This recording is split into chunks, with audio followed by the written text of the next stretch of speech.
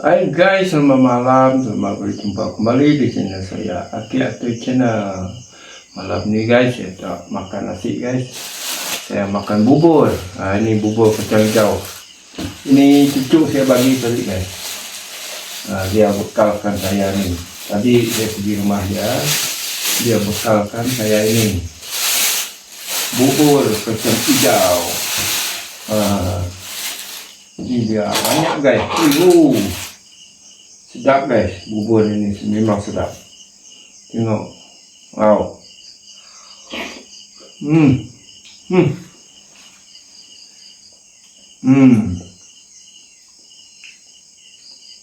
Dia tak makan nasi lah.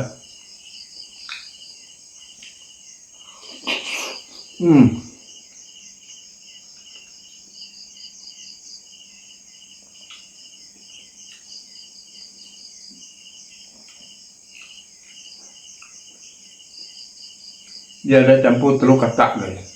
Telur katak.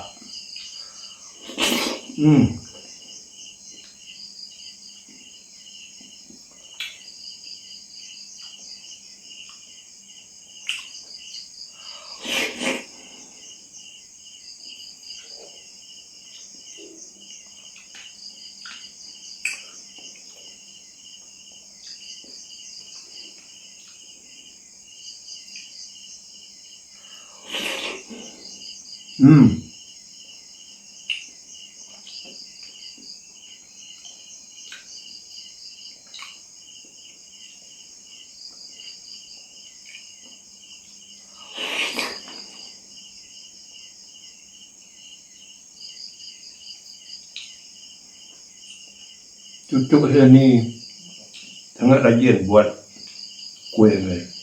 Bubur lah dia buat, macam-macam lah dia buat.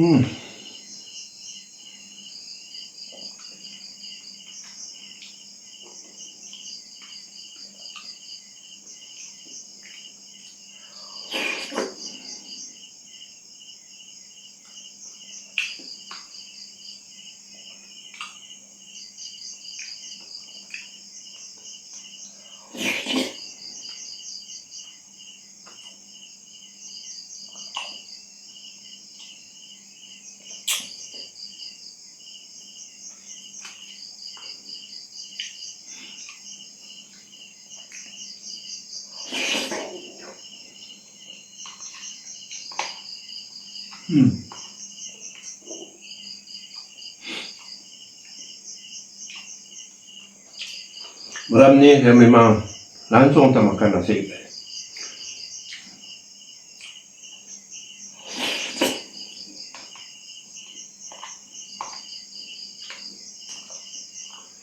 Tadi ada sedikit lagi, tinggal sedikit lagi nasi saya bagi dengan anjing saya.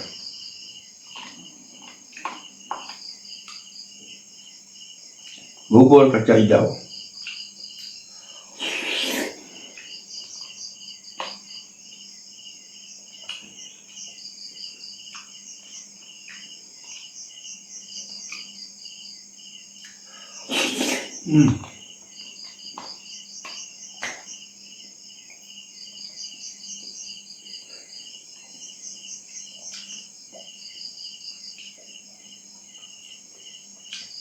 Oke guys, sekian saja video daripada Aki Atoy malam ini. Jangan lupa share, komen, dan subscribe Aki Atoy Channel. Bye bye. Jumpa lagi di video yang akan datang. Mantap.